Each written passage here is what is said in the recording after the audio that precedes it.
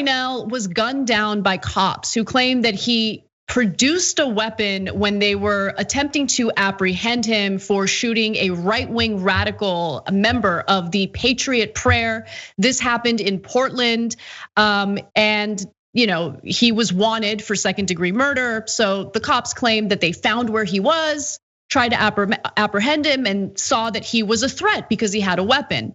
But now a witness is arguing that Reinoehl didn't produce a weapon at all, and that cops didn't even announce their presence.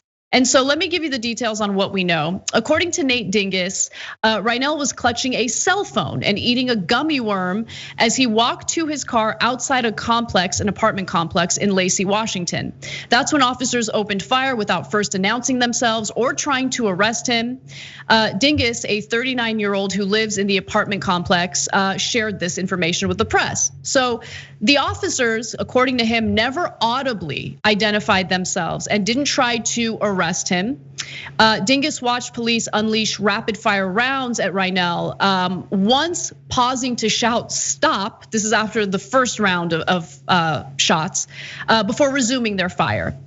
Now, his account is certainly different from what we've heard, both from the cops and also from other witnesses. For instance, 2 other witnesses told the Olympian that they had seen Reinoehl fire a weapon at police. But here's the issue with those witness testimonies. The cops themselves didn't say that happened. In fact, the cops are being incredibly vague in their statements about the so-called weapon. For instance, this is the wording. Police have said Reinoehl was found with a handgun, but have not said if he fired any shots at officers.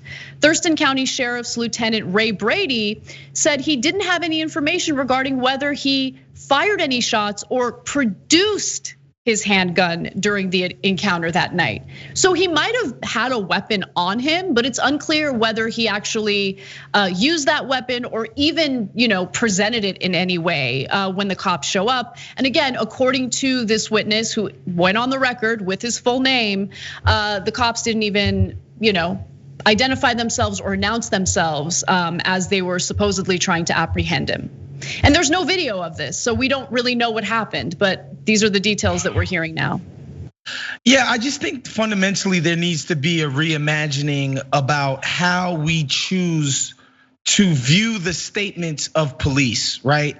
This benefit of the doubt that the cops get in their reporting of incidents that cops are involved in, they just don't deserve a benefit of the doubt. They haven't demonstrated that they deserve this, because one thing that we do know about cops and their method of self-reporting is that cops will not voluntarily say damning things about cops. That's just not going to happen. And so the burden of proof needs to be shifted, one from we assume the cops did the right thing when they used lethal force, to bro, you better have absolute great proof to convince us, as far as the public, because ostensibly these people are working on our behalf and in our names, that lethal force was necessary. Because there's just no evidence that cops, when presented with the opportunity, are going to damn other cops, much less themselves. Like, no cop is gonna write his own police report and indicate that he messed things up,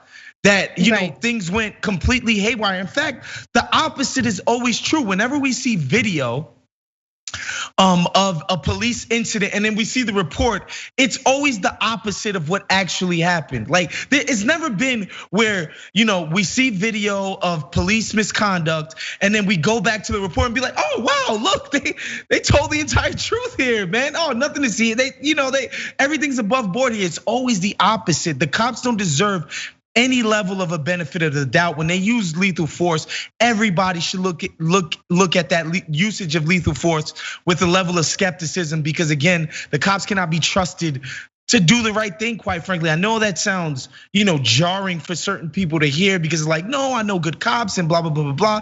They're incentivized to lie all the time. The culture of policing, the blue wall of silence, all these other things, the culture incentivizes, quite frankly, a criminal, corrupt, and toxic culture. And that's just the reality of things. I think you're absolutely right. When people want to use that a few bad apples argument, I mean, it's so easy to dismantle that talking point because, I mean, if you want to make the argument that, in the entire population of cops, only a small percentage of them carry out fatal shootings.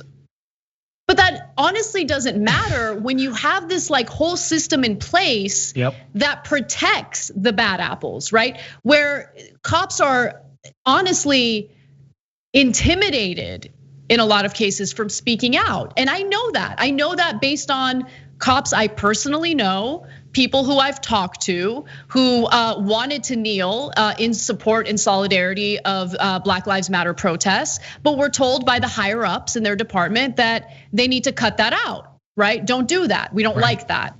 Don't speak out against your colleagues. And it's just so, I often like think about the culture of policing versus the culture of people in the media, right? Like people in the media are like, pew, pew, like we can't, like everyone's jabbing each other at all times. Like it's nonstop, right? Not the cops. We critique and criticize each other all the time. Yeah, but cops it's a totally different story, 100%. Yeah, and you know what's so funny about that stupid metaphor about too few bad apples spoiling the bunch? Like the reason why that metaphor is stupid is because literally, when a vegetable or fruit is rotting, it emits like a chemical that literally ruins everything. So that analogy fails on its face because like what you're describing is exactly the problem. Cops are incentivized to behave recklessly because there are no repercussions, period.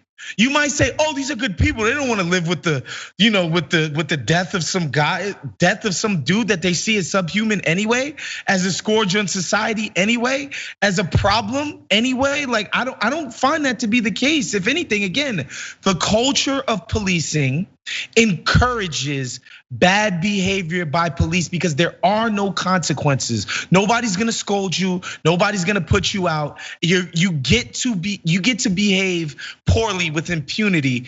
And I'm sorry, the culture incentivizes that. I can't say that enough. Thanks for watching the Young Turks. Really appreciate it. Another way to show support is through YouTube memberships. You'll get to interact with us more. There's live chat emojis, badges. You've got emojis of me, Anna, John, JR. So those are super fun. But you also get playback of our exclusive member-only shows and specials right after they air. So all of that, all you gotta do is click that join button right underneath the video. Thank you.